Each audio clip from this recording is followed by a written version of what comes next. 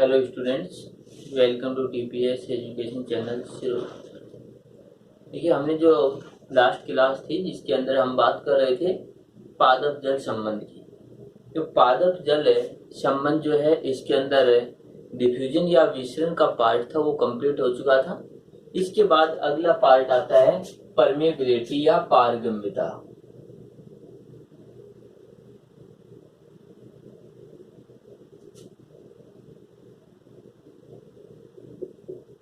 पारगम्यता, ये पारगम्यता है। यदि इसकी बात करेंगे तो इसकी बात करने के लिए हम बात करें कि जैसे कोई भी मेम्ब्रेन या कोई झिल्ली होती है, तो उस झिल्ली के अंदर, जैसे ये कोई झिल्ली है, इस झिल्ली के अंदर इस तरीके से जो छिद्र बने हुए हैं, पोर बने हुए हैं, तो ये जो छिद्र हैं इनमें से पदार्थ छन जाएगा। एक तो ये रहा, एक ऐसा ये पार्ट है और इसके अंदर किसी भी प्रकार के पोर नहीं होते हैं, छिद्र जो है वो नहीं है। यानी इसके अंदर हम बात करें तो ये छिद्र नहीं है। इसका मतलब ये इस तरीके की एक पतली लेयर बनी हुई है ये। तो इसके आधार पर हम ये कहेंगे कि इससे पदार्थ छनते हैं, फिल्टर हो जाते हैं, इससे पदार्थ नहीं छनते हैं। तो ऐसे ही यदि हम बात करें पारगम्यता की, तो पारगम्यता बिल्कुल इसी प्रकार से है। तो इसको देखिए, पारगम्यता का मतलब ये हुआ कि कोई झिल्ली है वह अपने में से पदार्थों को विसरित होने देती है या नहीं होने देती है, या अपने में से पदार्थों को आने जाने देती है या नहीं। देखिए, हम बात करें जैसे ये बोर्ड है, इस बोर्ड से पदार्थ न तो उधर जा सकते हैं न उधर से इधर आ सकते हैं। एक पार्ट तो हुआ ये। दूसरा पार्ट यदि हम बात करें कि जैसे गेट होता है, दरवाजा है, इस गेट से हम ये कहें कि अंदर भी जा सकते हैं और अंदर से बाहर भी आ सकते हैं। ये दो पार्ट हो गए। तो ऐसे ही हम ये कहें कि कौन पार्ट है जो आने जाने देता है या नहीं आने जाने देता है, तो इसको उसकी पारगम्यता कहते हैं। तो हम सीधा सा अर्थ ये लगाएं कि कोई झिल्ली अपने में से पदार्थों को विसरित होने देती है या नहीं होने देती है, या अपने में से पदार्थों को आने जाने देती है, वह उसकी पारगम्यता कहलाती है। अब पारगम्यता के आधार पर जो झिल्लियां हैं इनका वर्गीकरण है। तो मेन रूप से अपने को ये झिल्ली है, इनके टाइप्स की बात करनी है। और टाइप की यदि हम बात करेंगे तो देखिए,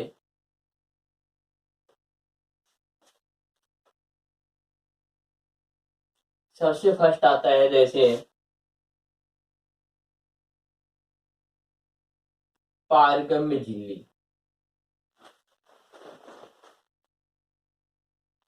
पारगम्य झिल्ली का मतलब है कि यह अपने में से पदार्थों को आने जाने पर कोई रोक नहीं करती है। यदि इसकी बात करें तो हम ये कहेंगे कि विसरण पर कोई रोक नहीं। इन पदार्थ आ जा सकते हैं, किसी प्रकार की जो रुकावट होती है वो नहीं होती है। तो पारगम या परमिएबल मेम्ब्रेन कौन सी मेम्ब्रेन हुई? ऐसी मेम्ब्रेन जो अपने में से पदार्थों को आने जाने में किसी भी प्रकार का अवरोध उत्पन्न नहीं करती है, उसको हमने कहा पारगम्य झिल्ली। दूसरी है अपारगम्य, यानी जो सेकंड झिल्ली है, यदि हम इसकी बात करें तो ये हुई अपारगम्य झिल्ली। हम ये कहें ये पदार्थों को विसरित नहीं होने देती, पदार्थों को अपने में से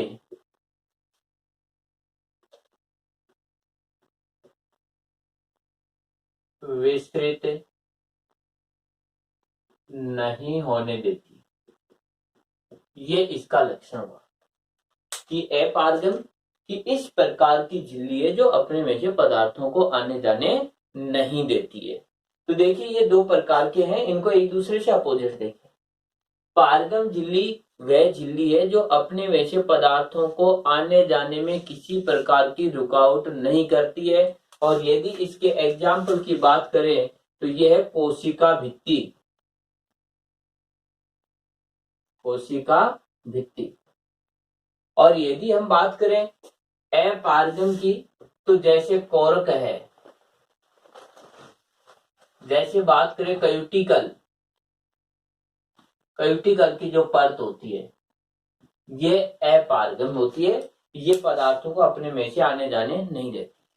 इसके बाद देखिए जो इंपॉर्टेंट जो झिल्लियां हैं, यदि इनकी बात करें तो अगली झिल्ली आती है अर्धपारगम और चयनात्मक पारगम। चयनात्मक पारगम। तो एक चयनात्मक पारगम की यदि हम बात करें, जैसे ये एक झिल्ली है, इस झिल्ली के इधर कोई ए पदार्थ है, बी पदार्थ है, सी पदार्थ, डी और ई पदार्थ। ये झिल्ली बी पदार्थ को इधर जाने देती है, डी पदार्थ को इधर जाने देती है, ई पदार्थ को इधर जाने देती है। और ये जो पदार्थ हैं ये वापिस भी इधर आ सकते हैं। यानी ये एक ऐसी झिल्ली है जो बी, और इसके बाद हम बात करें जैसे बी है, डी है और ई है, इन तीन पदार्थों को तो आने जाने दे रही है, लेकिन जैसे ये सी पदार्थ है इसको आने जाने नहीं देती है, ए पदार्थ है इसको भी आने जाने नहीं देती है। तो इस प्रकार की झिल्ली होती है, वो होती है चयनात्मक पारगम में, कि इस झिल्ली ने पदार्थों का सिलेक्शन किया कि इसमें से कौन सा पदार्थ आएगा, कौन सा पदार्थ नहीं आ सकता। तो यहाँ पर देखिए ए और सी को ये नहीं जाने दे रही है, जबकि बी, डी और ई को आने जाने दे रही है। तो इस प्रकार की झिल्ली जो पदार्थों को विसरित होने के लिए सिलेक्शन करती है, चयन करती है, या फिर कहीं पदार्थों को आने जाने के अंदर हम बात करें तो हम ये कहेंगे कुछ पदार्थों को अपने में से आने जाने देती हो और कुछ पदार्थों को अपने में से आने जाने नहीं देती हो, या फिर कहें कि केवल सिलेक्शन करके ही पदार्थों को आने जाने देती है, सभी पदार्थों को आने जाने नहीं देती है, वो कहलाती है चयनात्मक पारगम। इसके बाद अगली जो आ जाती है वो है अर्धपारगम।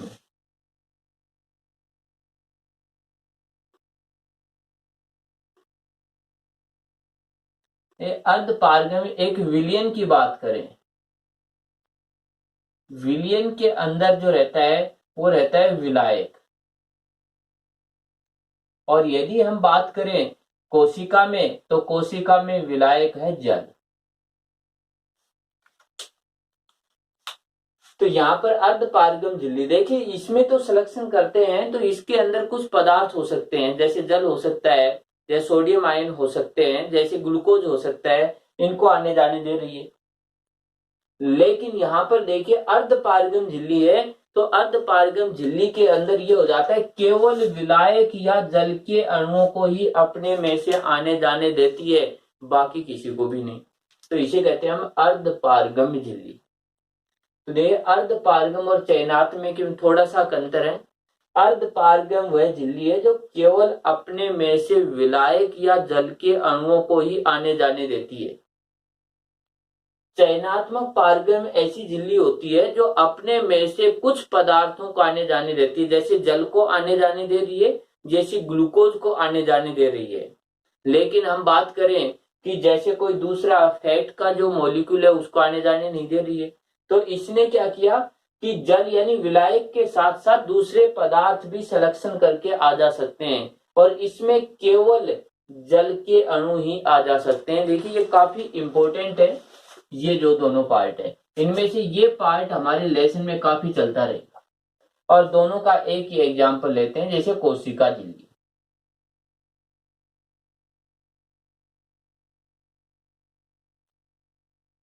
कोशिका झिल्ली, अब हम बात करें कि कोशिका झिल्ली है वो कहीं पर तो चयनात्मक पारगम है, कहीं पर वह अर्धपारगम होती है। तो हम सीधा ये कह सकते हैं कोशिका झिल्ली एक चयनात्मक अर्ध पारगम्य है। इसका देखिए एक विभेदात्मक पारगम भी नाम लिखा है कि विभेदात्मक पारगम भी मेम्ब्रेन कहते हैं इसको। तो ये तो थी झिल्लियां। अब हम बात करते हैं कि देखिए यहाँ पर है कि विलियन है और विलियन के बाद एक डेफिनेशन या कुछ टर्म्स हैं जिनको देखेंगे। तो इसके अंदर सबसे फर्स्ट में जो टर्म्स है उसको हम देखें तो विलियन, ये विलियन या सॉल्यूशन। यदि विलियन की बात करें तो विलियन के अंदर विलय प्लस विलायक, विलय और विलायक दोनों का जो मिक्सर होता है उसको हम विलियन कहते हैं। यहां पर अब देखिए कि विलय और विलायक जो है उन दोनों को सम्मिलित रूप से हम जो मिक्सर बन गया उसको हम कह रहे हैं विलियन।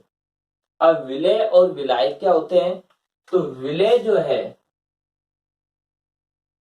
ये होता है जिस पदार्थ को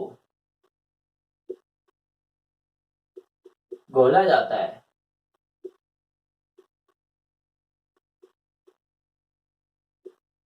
देखिए हम ये कहते हैं कि जो शुगर है या नमक है उसको जल में हमने डाल दिया, तो जो पदार्थ है जिसको हम डाल रहे हैं या जिसको हम घोलते हैं वह पदार्थ कहलाता है विलय पदार्थ।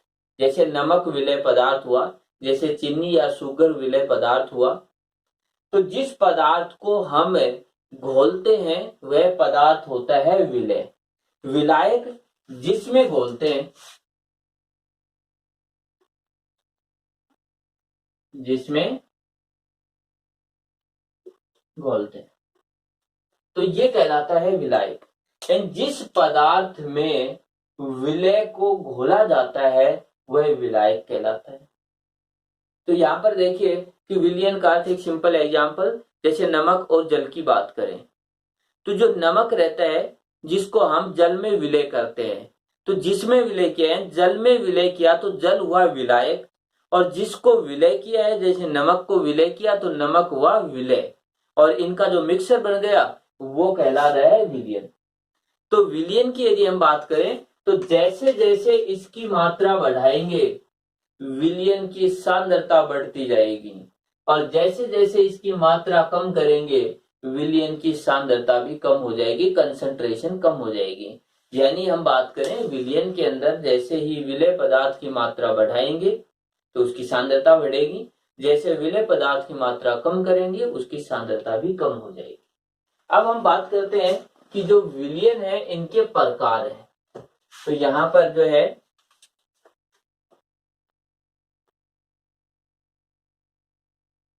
विलियन के प्रकार, एक प्रकार का जो वर्गीकरण किया वो किया कोशिका द्रव की सांद्रता के आधार पर, यानी इनका वर्गीकरण किया कोशिका द्रव की सांद्रता के आधार पर।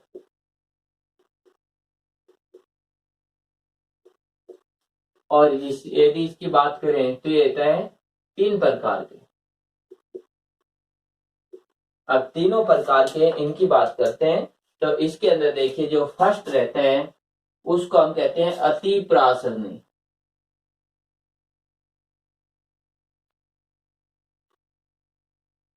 अति प्रासरणी विलियन।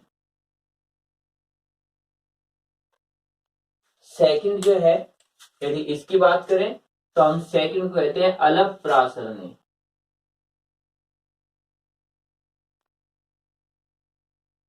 अलप प्रासरणी विलियन। थर्ड की यदि हम बात करें तो थर्ड हुआ समप्रासरणी विलियन।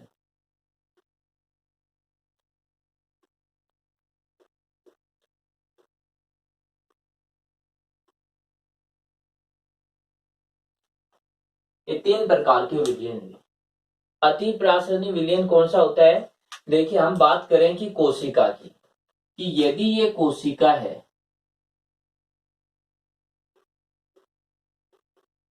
कोशिका।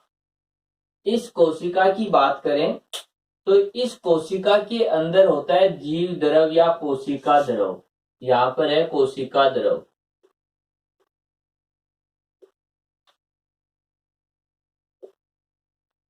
और ये जो है ये कोशिका द्रव है, तो इसकी मिलेगी सांद्रता। एक कोशिका जो है, कोशिका के अंदर जल जो पाया जाता है वह विलायक के रूप में होता है।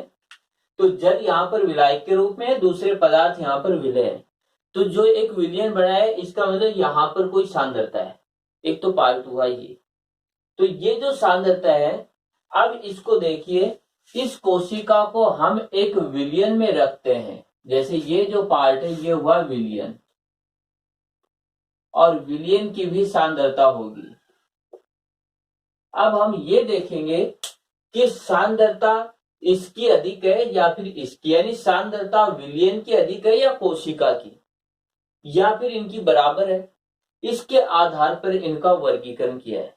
तो सबसे फर्स्ट है अति प्रासरणिक विलयन। इसके अंदर यदि हम बात करें तो हम ये कहेंगे कि विलयन सांद्रता, विलयन की सांद्रता कोशिका द्रव, कोशिका द्रव की सांद्रता, यानी विलयन की सांद्रता कोशिका द्रव की सांद्रता से अधिक होगी। यदि हम बात करें कि ये एक कोशिका है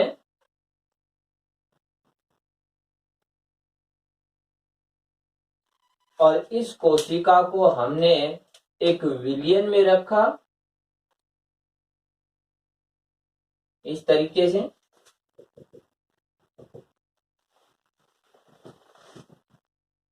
ये हुआ विलयन।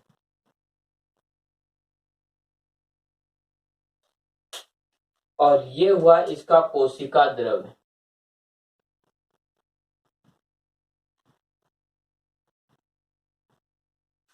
तो हम ये कहेंगे कि ये विलयन है, ये तो है सांद्र, और ये होता है तनु,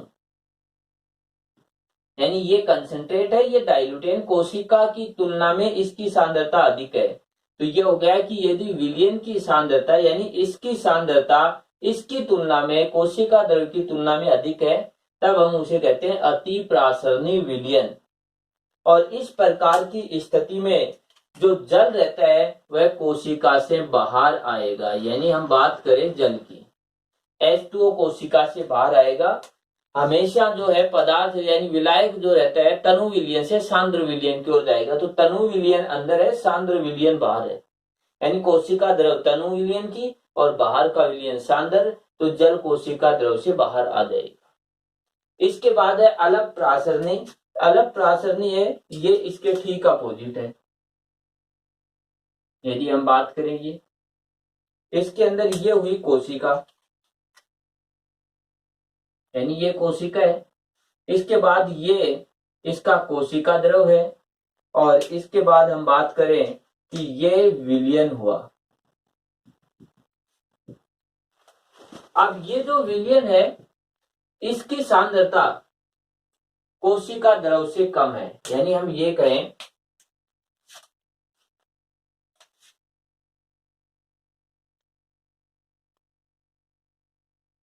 विलयन की सांद्रता ये कम है, और ये हुई कोशिका द्रव की सांद्रता। कोशिका द्रव की सांद्रता, विलयन की जो सांद्रता है इसकी तुलना में कोशिका द्रव की सांद्रता अधिक है। तो कोशिका द्रव की सांद्रता अधिक हुई, इसका ये यहाँ पर सांद्र है और ये यहाँ पर तनु है। यानी ये तो हुआ सांद्र,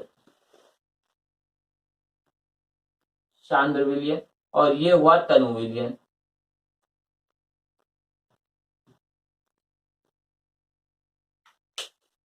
कोशिका द्रव सांद्र विलयन का, बाहर का विलयन है तनु। इस स्थिति के अंदर जल इसके अंदर जाएगा। यदि ऐसी स्थिति है तो हम ये करेंगे कि जो जल होता है वो बाहर से अंदर जाएगा। इसके बाद आता है संप्रासरणी। संप्रासरणी का मतलब हुआ विलयन की सांद्रता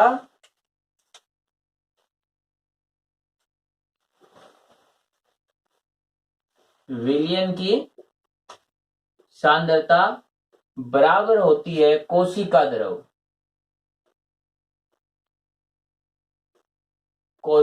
द्रव की सांद्रता। यानी ये जो सांद्रता है ये बराबर होती है। यदि इसके एग्जाम्पल की बात करें तो देखिए इस तरीके से इसके डायग्राम, ये हुई कोशिका,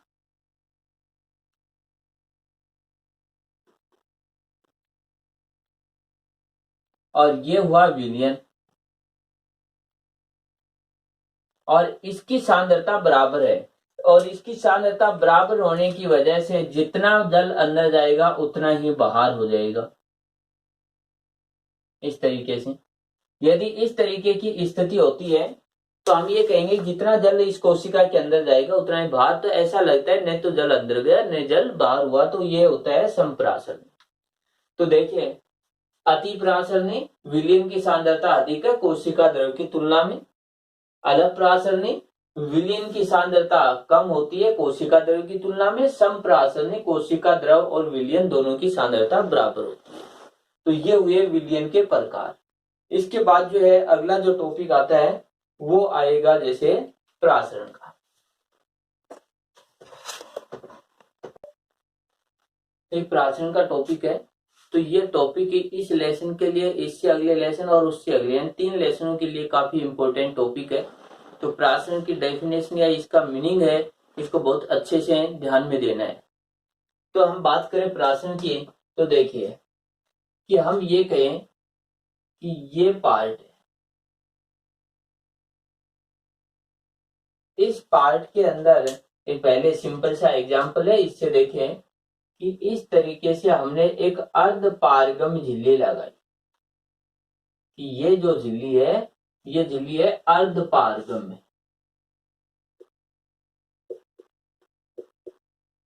देखिए ध्यान देने का है कि यहां पर जो प्रासरण में काम आएगी वो अर्ध पारगम झिल्ली आएगी।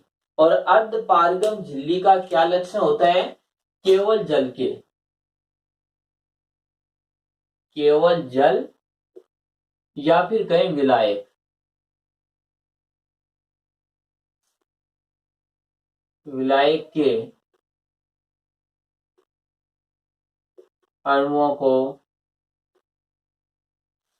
आने जाने देती है, आने जाने या विसरित।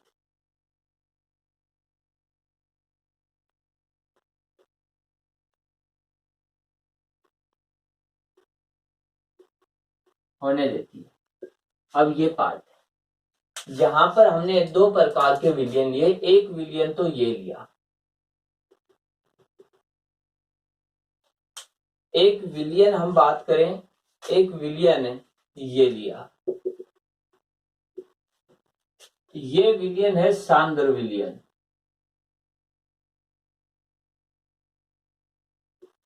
और ये विलयन है तनु विलयन।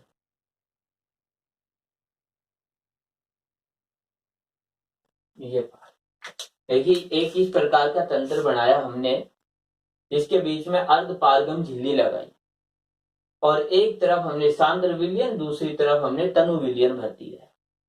अर्ध पारगम झिल्ली की विशेषता हुई कि ये अपने में से केवल जल के अणुओं को आने जाने देगी। देखिए कंडीशन लिखिए, या विलायक के अणुओं को आने जाने देगी, बाकी किसी को भी नहीं। देखिए यहाँ पर हम बात करें, जैसे इस जगह पर हम बात करें NaCl का घोल है, विलयन है। यदि इधर बात करें हम शुगर है, या फिर कहें जो चीनी है, इसका विलयन बनाया। अब देखिए ये झिल्ली नमक के अणुओं को आने जाने नहीं देती है। इधर से हम बात करें शुगर के अणुओं को आने जाने नहीं देगी, केवल जल के अणुओं को आने जाने देगी। यानी इस झिल्ली से हम बात करें कि जो जल के अणु है H2 केवल यही आ जा सकते हैं, इनका आना जाना नहीं होगा। यानी NaCl जो है इसका आना जाना नहीं होगा, और इधर से जो ये शुगर के मॉलिक्यूल है इनका आना जाना नहीं होगा। यानी शुगर जो है उसके अणुओं को आने जाने नहीं देगी, नमक के अणुओं को आने जाने नहीं देगी, केवल जल के अणुओं को आने जाने देगी। अब देखिए जल के अणुओं को जब आने जाने दे रही है, तो अब यहां पर एक स्थिति देखिए कि ये जो है हम ये कहते हैं कि तनु विलयन। तनु विलयन का मतलब है कि इसके अंदर विलय कम और विलायक, या फिर कहीं जल अधिक। सांद्र विलयन है, इसका मतलब विलय अधिक है और विलायक है, यानी जल वो कम है इसकी तुलना में। तो इसके अंदर विलय जो जल के अणु है वो अधिक है, इसके अंदर जल के अणु कम होते हैं। तो इस प्रकार से सांद्र विलयन है, उसके अंदर विलायक कम और विलय अधिक है। और यदि इधर बात करें तो विलय कम और विलायक अधिक होता है। अब ये देखिए कंडीशन क्या होगी कि ये झिल्ली जल के अणुओं को आने जाने देगी, बाकी किसी को नहीं। तो जल के अणु किधर जाएंगे? जल के अणु हमेशा तनु विलयन से सांद्र विलयन की ओर ही जाएंगे। जल के अणुओं की बात करें तो जल के अणु जो है तनु विलयन से सांद्र विलयन की ओर जाएंगे, कभी भी सांद्र से तनु की ओर नहीं आएंगे। यही इसकी डेफिनेशन है। तो डेफिनेशन क्या हुई? दो अलग अलग सांद्रता के, जैसे ये तनु विलयन है, ये सांद्र विलयन है, तो दो अलग अलग सांद्रता के विलयन को यदि अर्ध पारगम झिल्ली से हम पृथक कर दें तो विलायक के अणु या फिर कहे जल के अणु तनु विलयन से सांद्र विलयन की ओर जाते हैं। यानी विलायक या जल के अणु किधर जाएंगे? तनु विलयन से सांद्र विलयन की ओर अर्ध पारगम झिल्ली से जाते हैं, और इसे हम कहते हैं प्रासरण। देखिए काफी इंपॉर्टेंट डेफिनेशन, एक बार फिर से देखिए इसको। हम ये कह रहे हैं कि दो अलग अलग सांद्रता, मान लेते हैं कि इसकी जो सांद्रता है वो A है और इसकी जो सांद्रता है वो B है, यानी दोनों अलग अलग हैं। हम क्या कहें?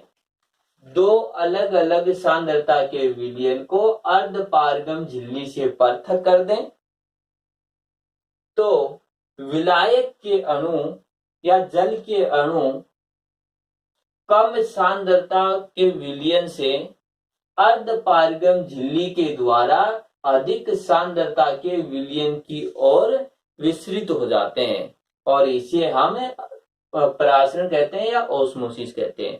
तो देखिए विसरण जैसी ही प्रक्रिया है, लेकिन विसरण में अर्ध पारगम झिल्ली नहीं होती है, यहाँ पर अर्ध पारगम झिल्ली होती है। तो ये इसकी सबसे मेन विशेषता होती है। तो ये तो हुआ प्रासरण का। इस प्रासरण को जैसे एक एक्सपेरिमेंट के द्वारा भी प्रदर्शित करते हैं। देखिए एक एक्सपेरिमेंट है, इसके द्वारा देखिए कि प्रासरण जो है इसको कैसे समझाते हैं। कि हम ये कहें कि यहाँ पर एक जो कीप है, इस कीप को हमने उल्टा किया और इस कीप के मुंह पर हमने अर्ध पारगम झिल्ली या चरम पत्थर है उसको लगा दिया, ये लगा दिया। जैसे अर्ध पारगम झिल्ली या चरम पत्थर है, इसको इस तरीके से इस कीप में हमने शर्करा का विलयन डाला और यहां पर हमने एक पिन लगा दी इस तरीके से, यानी प्रारंभ की। प्रारंभ में स्तर जो रहता है शर्करा विलयन का स्तर ये रहता है, इस पर हमने एक पहचान की। इसको हमने तनु विलयन या फिर कहीं जल के अंदर इसको रख दिया है। अब देखिए ये जो कीप है इसमें से जल के अणु इस अर्ध पारगम झिल्ली से अंदर आ जा सकते हैं, बाकी इसमें से विलयन बाहर नहीं आएगा, यानी शर्करा के कण नहीं आएंगे। जल के अणु या तो इधर आए या जल के अणु इधर जाएंगे, शर्करा जो है उसके कण इधर नहीं आएंगे। ये हुआ। जब हम इसको रखते हैं कुछ समय के बाद, तब हमें पता चलता है कि इसका जो लेवल था ये लेवल इस जगह पर आ जाता है, यानी प्रारंभिक जो लेवल हम ये कहें कि जो इस जगह पर जो प्रारंभिक लेवल था प्रारंभ में और ये है अंत में, यानी प्रयोग के अंत में ये लेवल हो जाता है। तो यहाँ पर देखिए ये लेवल हुआ, इसका मतलब क्या हुआ कि जल के अणु हैं, कि इसका मतलब ये हुआ जल के अणु इस अर्ध पारगम झिल्ली से अंदर चले गए। तो ये जो है जल के अणु, यदि जल के अणु इसके अंदर नहीं जाते तो ये लेवल नहीं बढ़ता।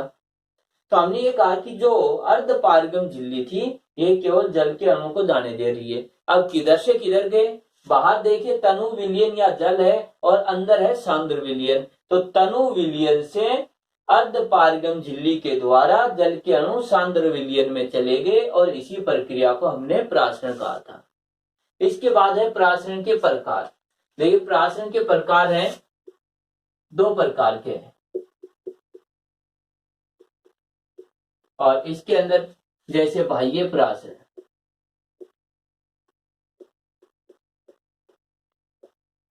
और दूसरा रहता है अंतःप्रासरण।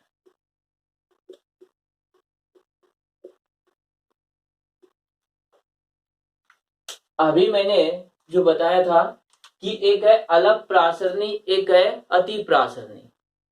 यदि हम बात करें कि जैसे ये कोई भी पदार्थ है, जैसे इसकी बात करें कि इसको हमने अति प्रासरणी में रखा, ये जो पार्ट है इसको हमने यहां पर जो पार्ट है इसको अति प्रासरणी,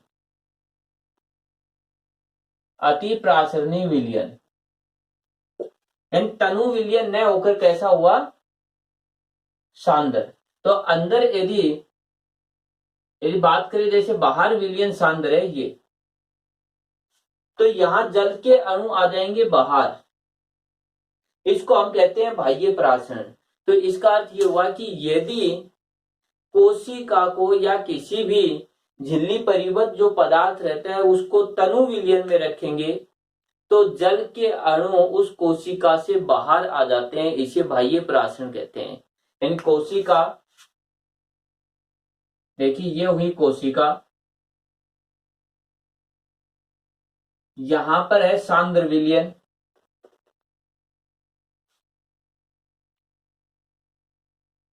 या फिर इसका दूसरा नाम जो हमने लिखा था अति प्रासरणी, अति प्रासरणी विलयन। यदि कोशिका को सांद्र या अति प्रासरणी विलयन में रखेंगे तो जल के अणु आएंगे बाहर, जल के अणु बाहर आ जाते हैं, तो इसे हम कहते हैं बाह्य प्रासरण। इसका एक एग्जांपल देखें, जैसे अंगूर जो रहते हैं, अंगूर को हम सांद्र नमक या शर्करा के विलयन में रखेंगे तो उनका जल बाहर आ जाता है, और यदि इसकी बात करें तो उससे किशमिश बन जाते हैं। इसके बाद हम इसका अपोजिट जो अंतःप्रासरण है इसकी बात करें तो यहां पर देखिए अति प्रासरणी विलयन की जगह हम ये लिख दें तनु विलयन या फिर कहें अलप प्रासरणी। यदि तनु या अलप प्रासरणी विलयन में कोशिका को रखेंगे तो इसका जो जल होता है वो अंदर चला जाएगा कोशिका के अंदर, इसको हम कहते हैं अंतःप्रासरण। यानी यदि कोशिका को तनु विलयन में रखेंगे तो जल तनु विलयन से कोशिका के अंदर जाएगा, क्योंकि कोशिका झिल्ली अर्ध पारगम झिल्ली है, तो तनु विलयन से जल कोशिका के अंदर जाएगा, इसको हम कहते हैं अंतःप्रासरण। एग्जाम्पल, यदि किशमिश होते हैं उनको हम जल में रखते हैं तो किशमिश की बाहर की लेयर अर्ध पारगम है और जल है वो तनु विलयन है, जैसे रखें तो जल उसके अंदर चला जाएगा, अंतःप्रासरण हुआ। अब हम बात करते हैं प्रासरण के महत्व की। तो देखिए प्रासरण का जो महत्व या इंपॉर्टेंस है वो सबसे अधिक है। जैसे जल अवशोषण में, जैसे मिट्टी से पादप जल का अवशोषण करते हैं तो पादप के अंदर तनु विलयन है और मिट्टी के अंदर सांद्र विलयन है तो जल बाहर आएगा। लेकिन पादप की जड़ों के अंदर यदि सांद्र विलयन है और मिट्टी में तनु विलयन है तो जल मिट्टी से जड़ों में चला जाएगा। यदि बात करें अगला कि जड़ों में जाने के बाद पादप के सभी भागों में भी ये प्रासरण से ही जाता है, जैसे जड़ से तने और पत्ती के अंदर जल जाएगा वो भी प्रासरण से। यदि जिस जड़ की जो जड़ के पास की कोशिकाएं हैं उनके अंदर सांद्र विलयन रहेगा तो जड़ से उन कोशिकाओं में तने में आ जाएगा, तने की तुलना में यदि पत्तियों में सांद्र विलयन है तो जल तने से पत्तियों में चला जाएगा। तो जल का जो वितरण होता है वो भी हमेशा किससे होता है, प्रासरण के द्वारा ही होता है। इसके बाद में प्रासरण के द्वारा जो कोशिकाएं होती है वो स्फीत हो जाती हैं। देखिए जैसे ही सांद्र विलयन रहेगा जल अंदर जाएगा, कोशिकाएं फूल जाती हैं, स्फीत हो जाती हैं, ये भी प्रासरण से है। नई पत्तियां जो रहती हैं या पर्व रहता है वो हमेशा तरुण अवस्था में रहता है, वो भी प्रासरण से ही रहता है क्योंकि उसमें सांद्रता अधिक रहती है, जल अधिक चला जाता है। इसके बाद में रहता है कि जो शुष्क अवस्था रहती है या फिर कहें जो शीत अवस्था आ जाती है उसका बचाव भी प्रासरण से हो जाता है। तो ये जो टॉपिक था जिसके अंदर प्रासरण का है तो ये कंप्लीट हुआ।